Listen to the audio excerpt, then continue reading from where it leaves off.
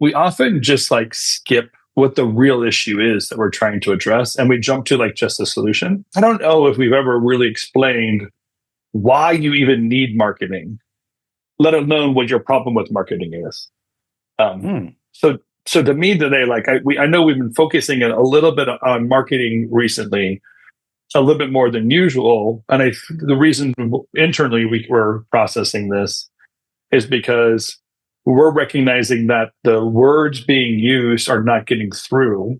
The larger industry has an issue with, I've been calling it indecision, but basically people not knowing what the right direction is that they need to go with their brand or their company or their project. And we have to take on the responsibility of communicating that if we want the service. So we can't wait for them to decide to work with us. If they're in indecision, we have to be in a more informative place. Otherwise known as marketing, right? I mean, that's what we're kind of saying here is like, there has to be the forefront of that. And that specifically in this rekindle thing that you're doing is this concept of finding the right language and personality and understanding, and quotes, I'm going to say taste. That's how you're kind of summarizing it.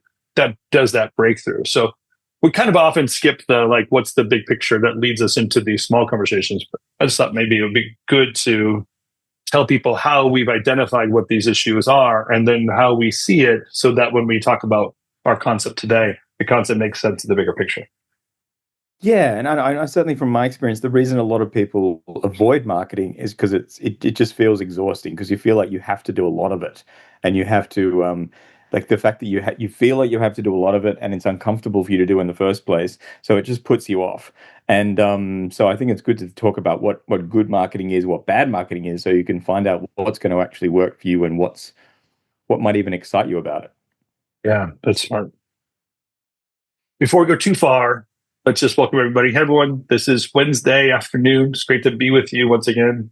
It is 2:00 on the West Coast in the US. Matt, it's got to be like 6 a.m. Australia. I don't know what really time it is. 7 a.m. It's totally a normal time to be up. Yeah, it's 7 a.m. tomorrow in Australia. So we always appreciate you joining us tomorrow and being part of the conversation. And Joe, I want to lean on you because you have lived in the marketing world. Honestly, like an agency grabs that whole responsibility and pulls it here. So these big picture concepts, it'd be great to have your voice here. And then as we get into specifically why we understand and believe that there's a benchmarking that most people misunderstand. They look at the wrong metrics to get there. So thanks for joining me today, guys. Matt, I'm going to hand it over to you because you're the one sharing your screen and you've done all this hard work. Oh, sorry, Joe. Didn't mean to cut you off. No, you're good. I'm very excited for this conversation. I think there's a lot to think about what marketing is and why you do it. And the answer isn't just because the stuff you made is cool. So if you've heard anything from me ever, the fact that the thing you made is cool is not particularly relevant. So I'm excited to talk about that again. As Phil just said, speaking of the marketing devil, Joe Valentine is here. And what do you know? I've got a thing to say about marketing. So I think this sort of conversation started, Joe and I were having this last week, and I was talking about, obviously we're constantly looking at marketing challenges and how to do it better. And I was saying to him, we've just done well on LinkedIn, we just actually got a 3,000% engagement boost. And that's great. But I guess this sort of then raised the question of like, is this good marketing? And is this really addressing the problem it needs to? And I think like, this is a dopamine fix. This is a sugar hit that makes you feel good about yourself. But really, is there a relation between these metrics and what our studio cares about and reaching the right people? But certainly, to actually be engaging people is excellent. That is the table stakes of marketing. That's the first thing you need to do. And as Joe pointed out, this is a case of smart people doing tactics instead of dumb people doing tactics that don't work. But it's just a tactical play rather than part of a long thought out strategy.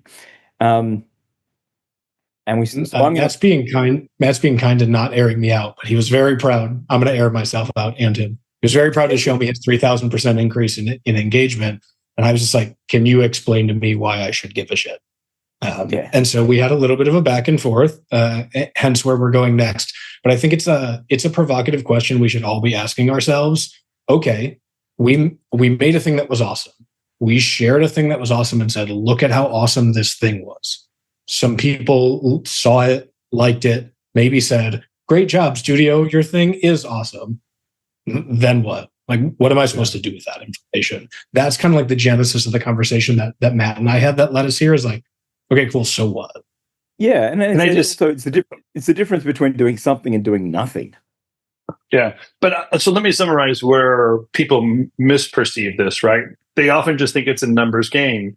If I had 3,000 leads coming in somewhere and I have a 1% probability, I would see 330 leads immediately. That's what their misunderstanding is. The greater the spectrum, the more possibility of leads.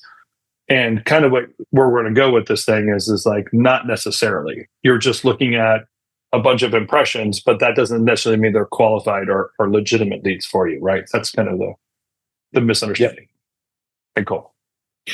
And so when we look at like big fails in creative marketing, the first one is what we're calling the junior production assistant syndrome, where it's like you do a job, basically the founder hates marketing, so they get the junior production assistant to do the marketing, and they say, fill my LinkedIn, fill my Instagram, post a job, post it behind the scenes, post some style frames, maybe even post some style frames of jobs we didn't get.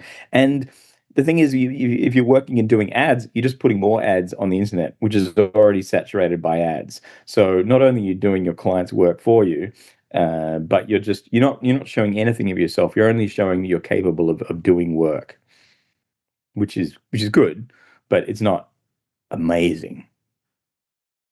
And I guess the second creative marketing fail is this engagement trap.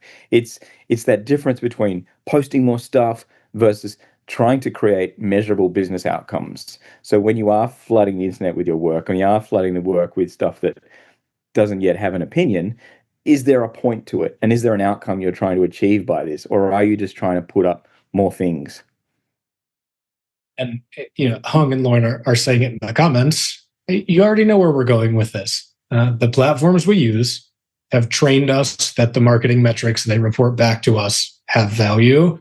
And we're very excited when those metrics look good. I can't draw a straight line between the metrics I get from LinkedIn or Instagram or sort of any other of the other places where my studio does marketing. I can't draw a straight line between those metrics and a thing that moves my business forward. Because it would be like, it'd be comparing like the popular kid in high school and measuring their professional success later on and thinking that there's a correlation between them. Popularity is not necessarily relevance, impact, or long-term gains for somebody. And that's the metrics that the social media gives us is really just likes. How popular was it? Not necessarily how engaging it might be for your clients and the qualified leads you're looking for. And so because we already know this, then we know it's a trap. So what are we doing, right? Yeah, we are not sounding like ourselves, and we're not having a point of view, which we've been talking about a lot for the last few weeks. But this is the challenge of sounding like yourself and of trying to create something that's distinct and different. And that doesn't mean it has to be mind-blowing. It is just speaking to what you love. We've talked a lot about taste and the secret sauce. And when it comes down to it, it's finding that thing that makes your work stand out, that makes you an individual. And this may not be revolutionary, but it might just really speak to the thing that you really are very good at. I think when you start to involve your team, this shouldn't be just like, meet Sarah, a 2D animator. She likes puppies. Like, that isn't showing anything about Sarah that's mind-blowing. So I think straight off, no puppies rule. I've been in studios with dogs. I know that dog lovers go, yeah, we're a dog-friendly studio. But that is not mind-blowing content. That's just being a human being. Joe, do you like dogs? I mean, no, number one. And number two, I have a client really proudly showed me, like, we made a day in the life of our studio and was really excited to share the content with me. So kind of like clicked through like their final cut and some of the B-roll. And it was literally just someone walking around their space, which like admittedly is a very beautiful space, but it's just kind of like looking at their fridge full of LaCroix and like, I don't know, looking at their designers designing shit. And I was like, this is not a day in the life of anyone. This is just like you celebrating the fact that you have a cool space. It's like, I just couldn't care any less. And so even when we peel back the layer of like, okay, the metrics they're telling us that matter don't necessarily matter. And then also one layer deeper, the content that I think we're trained to think people want to see on social media. They want to know that I have a team, and this team includes Sarah, and Sarah likes puppies, and I do have a fridge that's full of LaCroix or whatever. It's like, okay, actually, no one is asking for that, number one. And number two, even if they have liked it, it doesn't indicate any progress toward your studio meeting its goals. So if we can agree that both of these things are truths, then we're still coming back to the same question. Why are you doing this? And this is a really good example of someone who is showing why they do something and what they're good at. This is Katrina Drummond, who's a great character designer from Australia. She worked on Bluey. I think she may have even designed Bluey, but she also lives in Brisbane. And Brisbane is going to have the 2032 Olympics there. And so she's done this massive a video about herself where it's a plea to the world that she should be designing the 2032 Olympic mascots. I think it's like there's a history of there being terrible Olympic mascots that are abstract and strange. Those London Olympic mascots were frankly bizarre. And whenever Australia has Olympic mascots, they're the most terrible bunch of echidnas and koalas you've ever seen that make you want to vomit. But I think that Katrina Drummond would actually do a really good job of it. And she designed Bluey, which is like the biggest character in the world. So it seems like a slam dunk. But this video that she did and just the comments it was getting was an awesome piece of self-promotion and is a really good example of someone going, I do this really well. I live here. This thing's happening. These three things together are an interesting thing that you might want to get behind. Obviously, not everyone lives in Brisbane and not everyone designed Bluey. But when you look for these things in yourself and what you do, there will be something like that. Yeah, and I want to pause on that for a second, Matt. When you look in these things in yourself and you look for these things in what you do, you will find something interesting and you will find something with the potential to be memorable. So we've hit on a really cool point here, which is you've got to look 1 to 3 layers deeper than the thing that is the most obvious thing that you could post on social media, put in a case study, share in your email newsletter, whatever. And in there somewhere is a little bit of your secret sauce, is a little bit of the taste that we have been talking a lot about. But the common denominator is looking deeper than the obvious.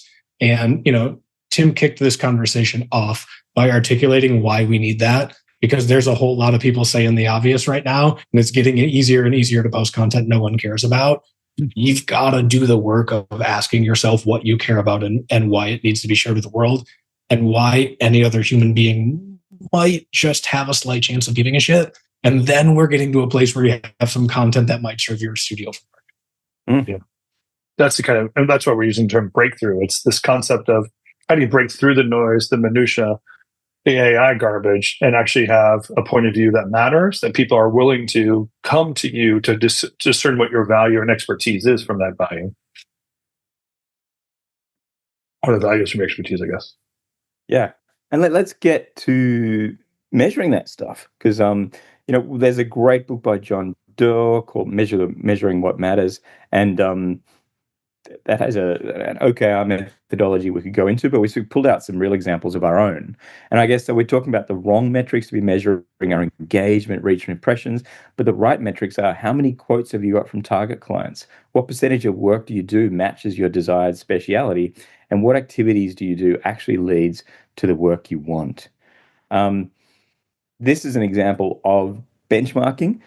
We went through this in Rekindle. Hung we had a good chat with Hung about this and how he's been implementing it.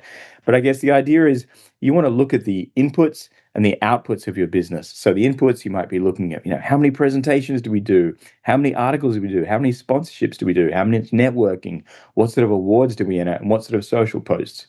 And first off, you're just trying to actually measure it. Just put the numbers down and be honest with yourself.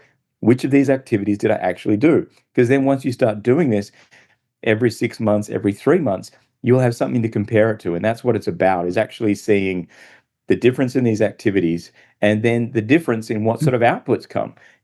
Did we get more inquiries? Did we pitch more? Did we win more? What's the total quoted? What's the total won? Joe is desperate to say something, and I'm going to let him say those things. Let's take a pause for a sec, Matt. Will you go back one to our inputs?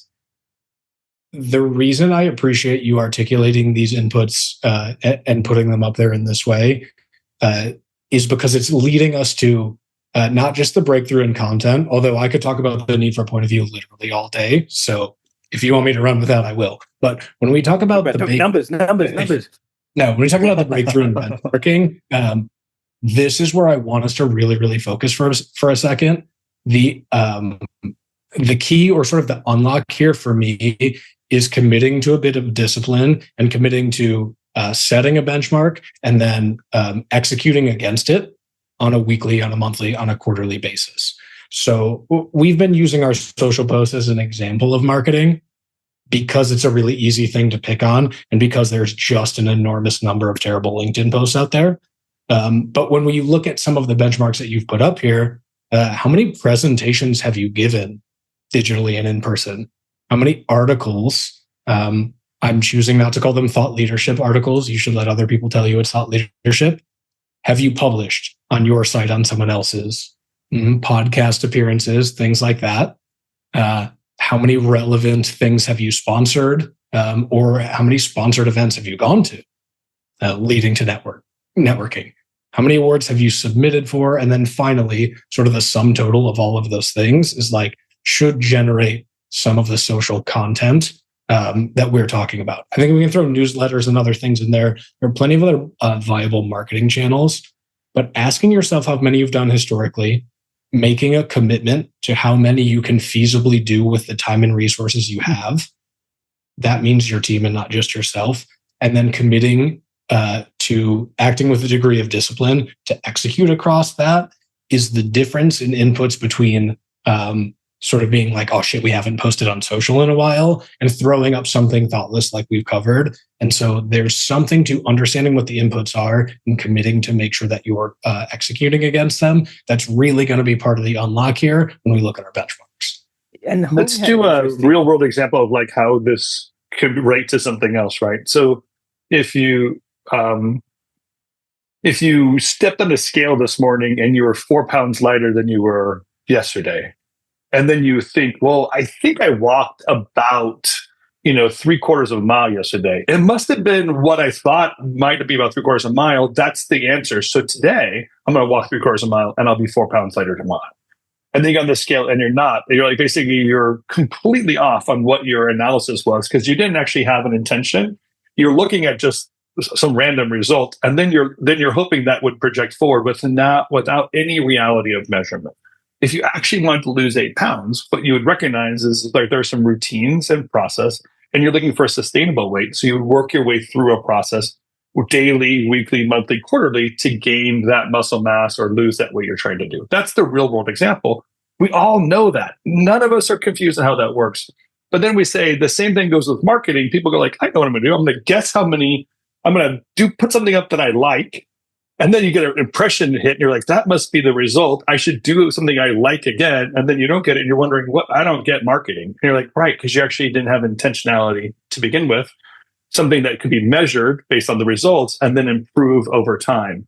And that's that improvement over time, like all good routines, is what you're actually going for. If you're going to make some real strides in marketing and change the results you're looking for for your company. And before we go to outputs, I want to talk about inputs a little bit, if that's all right. Martin, you asked a really interesting question. Why would we publish our work at all besides being creative proof of life? I think that's a really provocative question. Other than just obviously committing to doing a thing, and to your point, proving that your studio still does work, the reason we believe so strongly that sharing your work matters is because sharing how you did it and why it makes you distinctive, why it makes your ability to deliver that thing for that particular client a thing that no other studio could do, is what wins you work. It's not the fact that it was good. And I say this to almost every single one of my clients. The fact that your work is good is really not what wins you most of your work, because 9 out of 10 clients don't super duper know what they're looking at. The difference between the 90th percentile and 99th percentile of your best work is immaterial to the vast majority of your clients, especially from a design perspective. It's your ability to articulate what made it special, your ability to model the behavior of what it's like to work with you and sort of create a special experience. and then your ability and self-belief to show up with that type of language in selling situations, that moves your business forward. And so marketing needs to support that, not just your ability to design awesome stuff and then be like, look how awesome this thing I designed was. Yeah, and not doing anything isn't a strategy. I think it's a false choice, and it will actually run short because eventually you go, oh my god, my whole website's out of date. Like the cost it takes to reboot that system from doing nothing is huge. Yeah, 100%. And so, committing to doing a thing is better than committing to nothing, which is a non-choice, to your point. And then B, asking yourself how valuable you can make that thing relative to your ability to sort of articulate your studio's value and win new business is really the conversation we need to keep having with ourselves on a regular basis. Hong was raising an interesting idea when I talked to him about how you could then involve your team into this benchmarking process and whether you could actually make creative benchmarks. So just say you said, our firm does 2D animation and 3D animation, but we want to get 50% more 2D animation. And just say you've got two creative leads and one of them is a 3D animator and one of them is a 2D animator. How could you talk to your 2D animator and say, well, we posted one project that was 2D animation. We did 2 posts about 2D animated projects that we like, and we went to one 2D animated event. What if we doubled this? Would this see an increase in activity for 2D animation? Wait, I got an idea. I know how you can win more 2D animated work. I can post a picture of your 2D animator and talk about how much they like puppies. That's where you get the big bucks, Joe.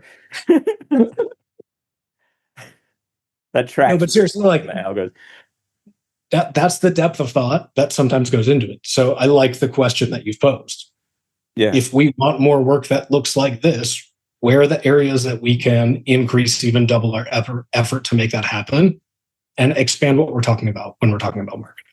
Yeah. And who are the people who buy that work? Who are the people that like that work? Who are the people who buy that work, who love that work, who wish they were doing more of it? And could we focus all our marketing activities on focusing those 3 clients of ours that actually like 2D animation and making something for them that speaks to them rather than trying to speak to the whole internet at once and pretend that we're Studio Ghibli? Can I just talk about the elephant in the room for a second? Because algorithms are real, right? There's some reality that algorithms like video over text. They like carousels over static images. There are things that the software is encouraging us to behave in certain ways. And to have any audience at all, you kind of have to follow by some of those rules. The algorithm rules might be like they like it 3 times a week more than they like post 1 time a week, or they like when you write an article instead of article contributions as well, because the platform is trying to get you addicted to their platform and then also fill up content so more and more people use it. So in a lot of ways, we play into the algorithm game and then we get a quote unquote benefit from it by getting a larger audience and a spread. You guys are kind of saying, let's break those rules in a minute here, because what we're looking for is a one-to-one connection with a relevant client. And 4,000 impressions with people that are not buying your goods, or 4 impressions and one of them being a buyer, is a more intelligent way of looking at the work you're willing to do. But we do have to know how the platform works in order to do it well, regardless, right? And algorithms and software is kind of dictating those behaviors. Yes. Yeah. You've got to understand the world you're living in, but then being able to pick the clients you want and focus on them is what's going to make your limited time and budget for a small studio work better.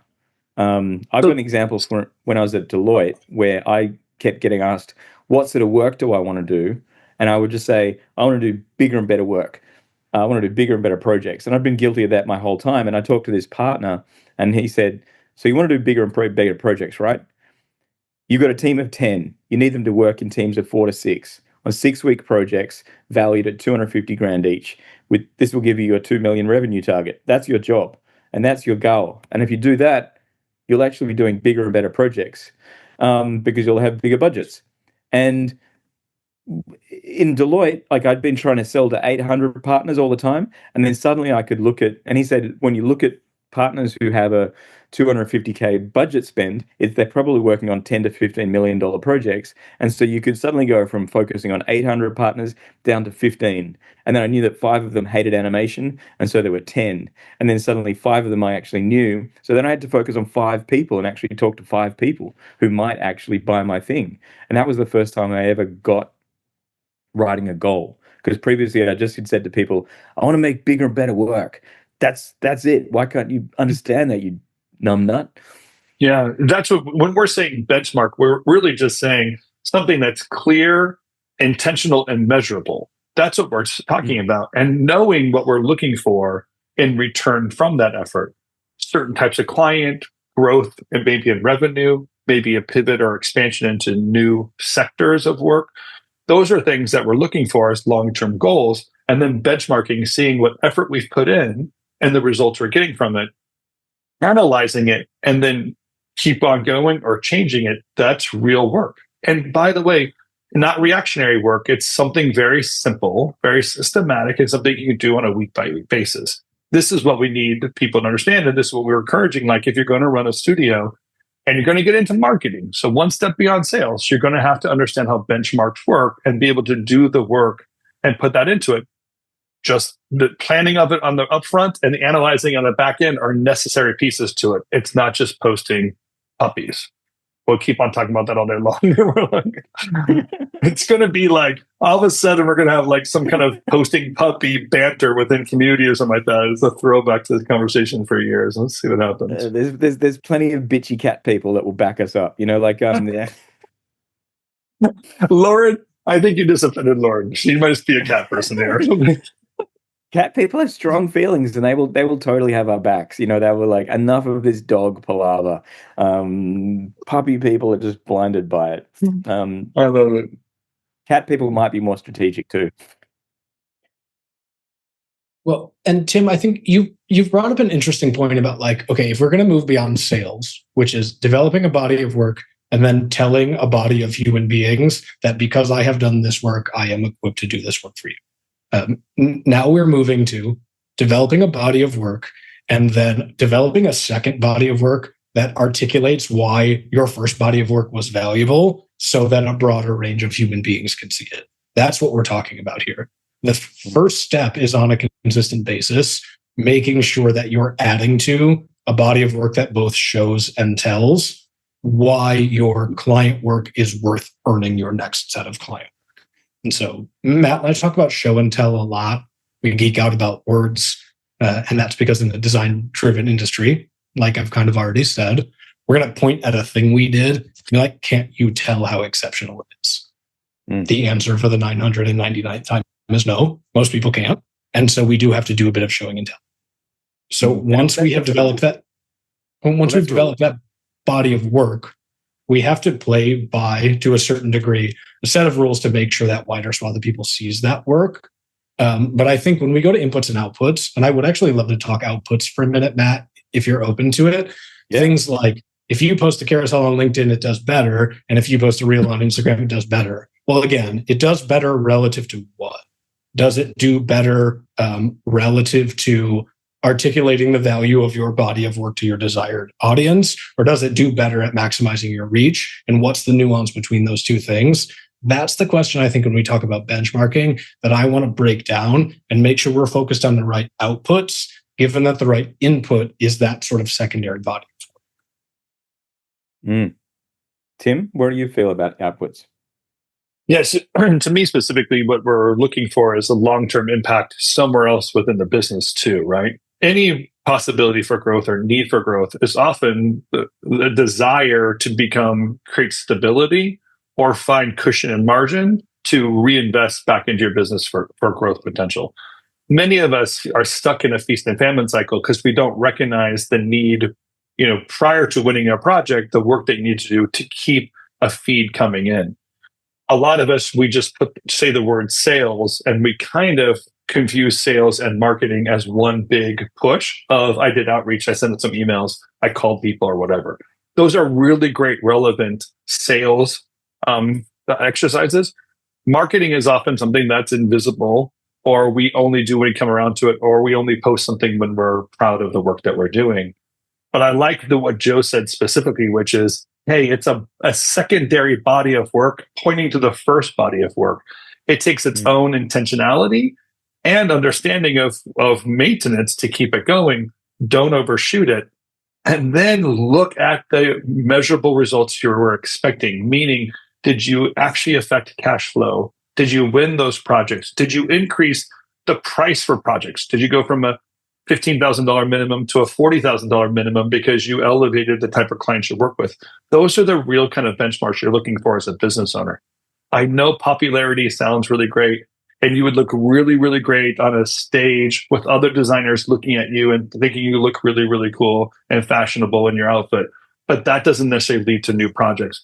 If we're going to invest in a business and be in business owners, we have to understand the ROI of our work and how that comes back to us in our business. Yep. Hung has a question. Yeah. So this has to do with, output and marketing, right? This is something I learned this morning that I thought I'll share with the group, see what you guys think.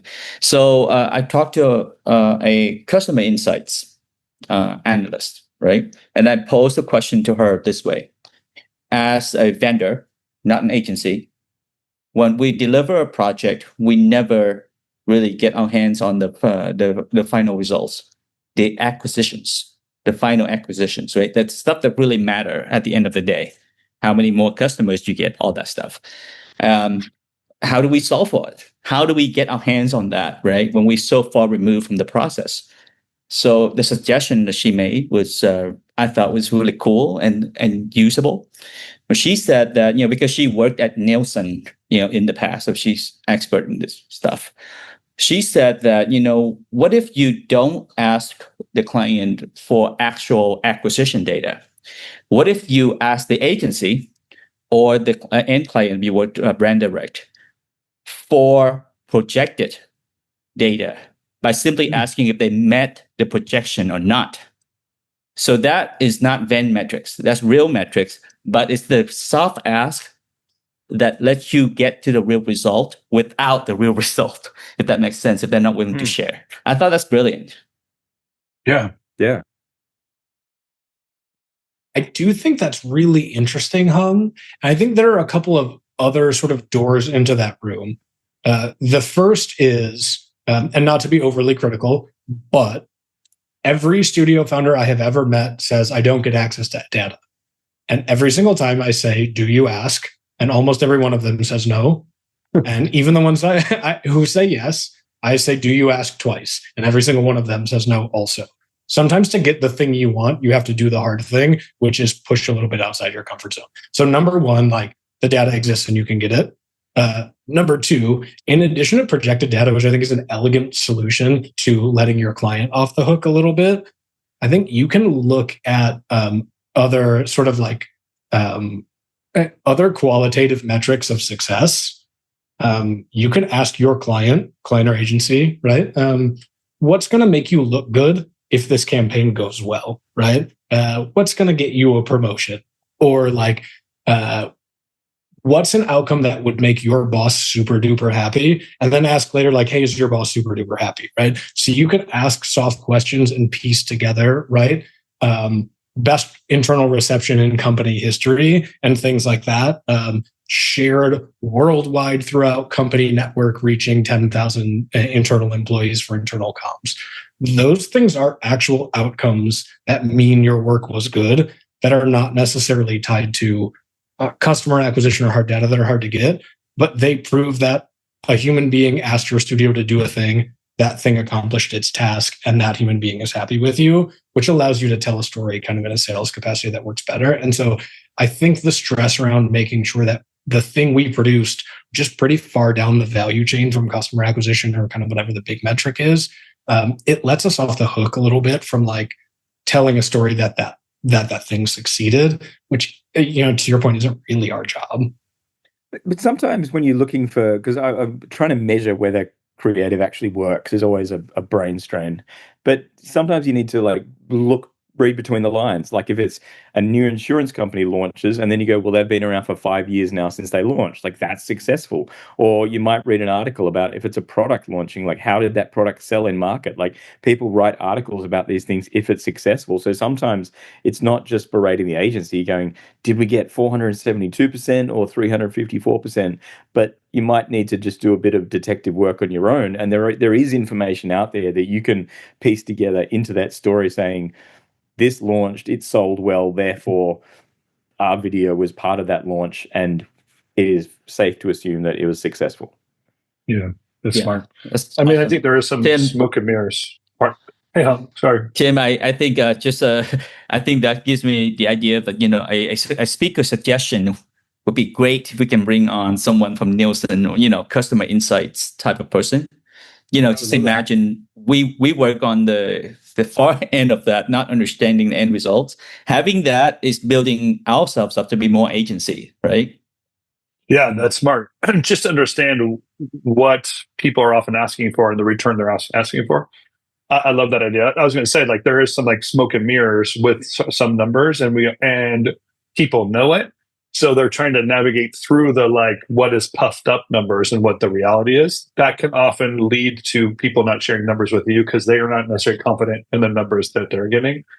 I love the idea of sitting down with somebody that could tell us where data comes from, why that's relevant, and where the performance metrics could really kind of come from, even if we're not receiving it directly from our clients.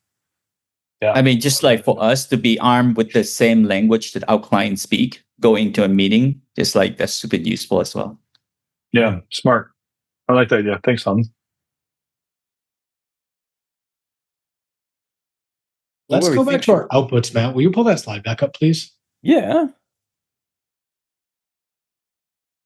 So we talked about discipline in your inputs, right? If we're going to attend 4 conferences, publish 2 articles, give 4 presentations, and post 10 times on social media, the relationship between your inputs and outputs is where we're going to talk about your benchmarks and where we can relieve some of the pressure on ourselves to look at marketing metrics as indicators of success.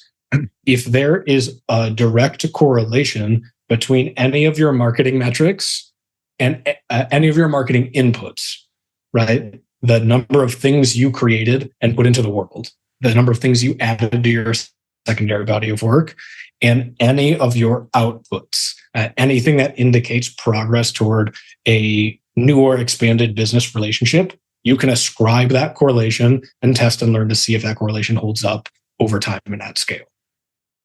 If there's no correlation between those things, you can go back to the drawing board to your inputs and take a look at frequency, quality, sort of types of marketing inputs.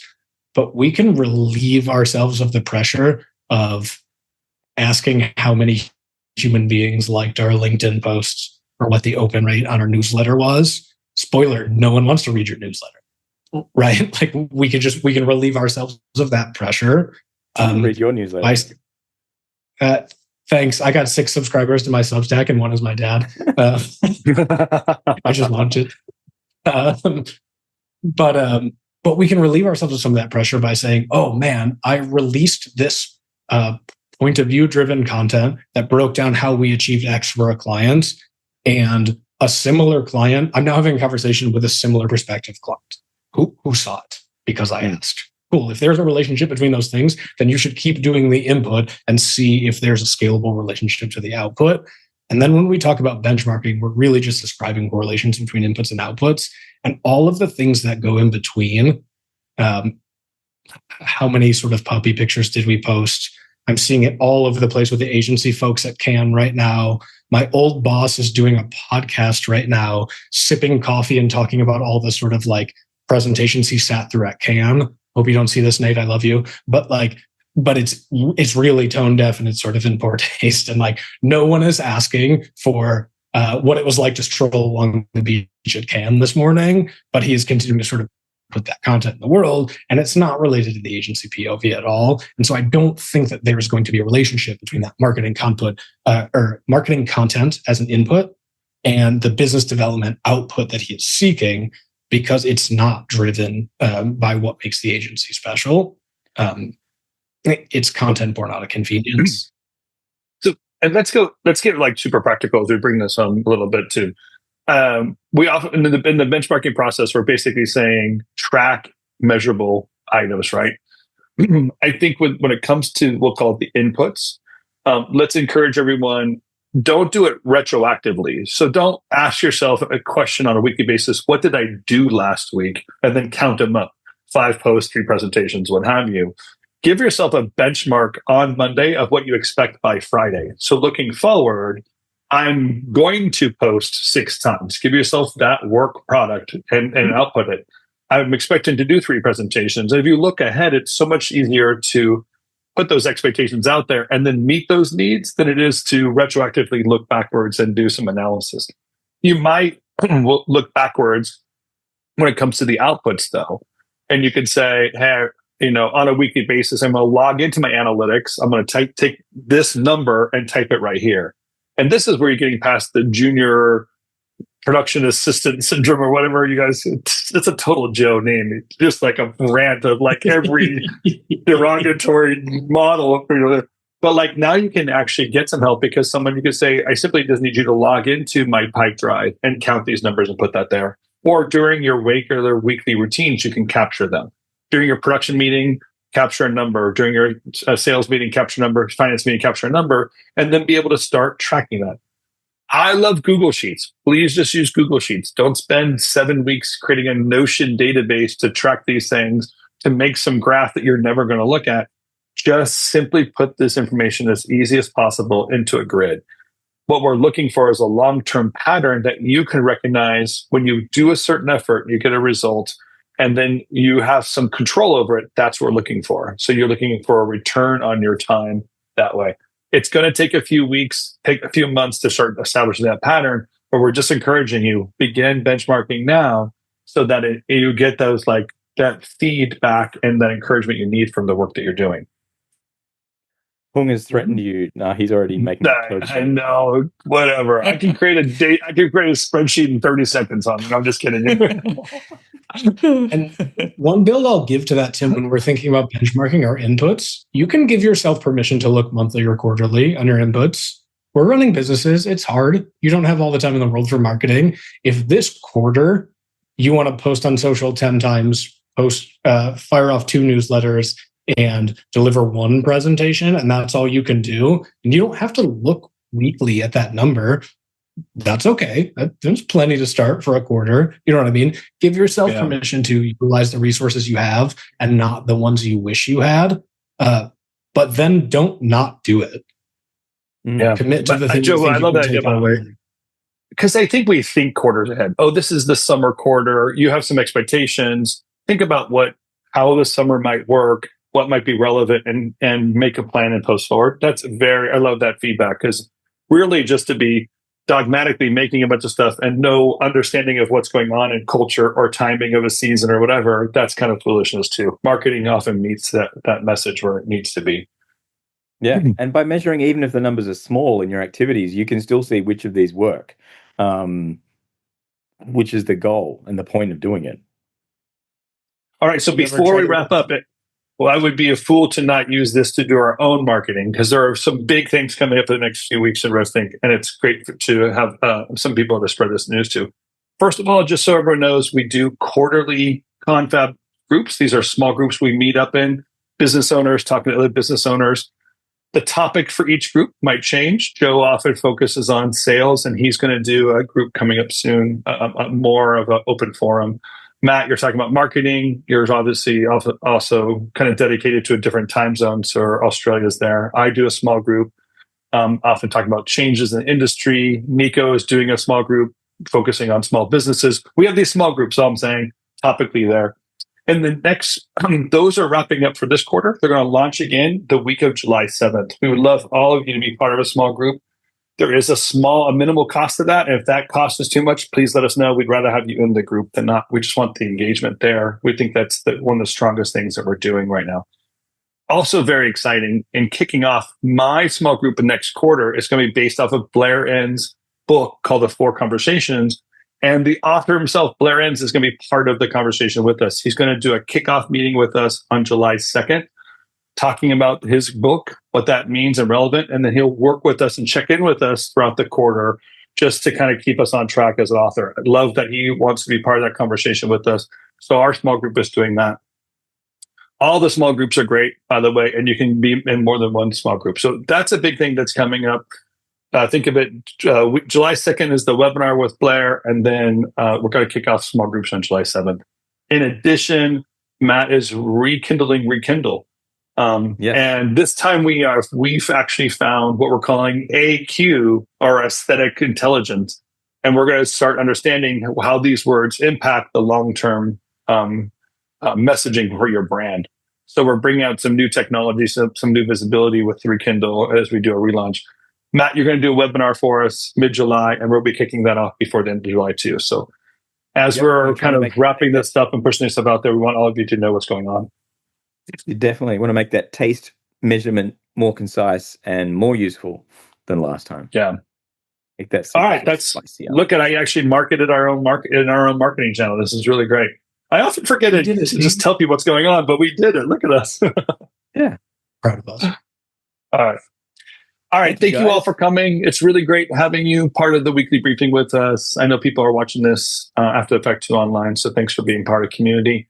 Let us know what's going on. Feel free to post things and stay in touch with all that's happening RevThink in RevCommunity. By the way, if you don't have it already, go to the App Store on your favorite platform and look up RevThink.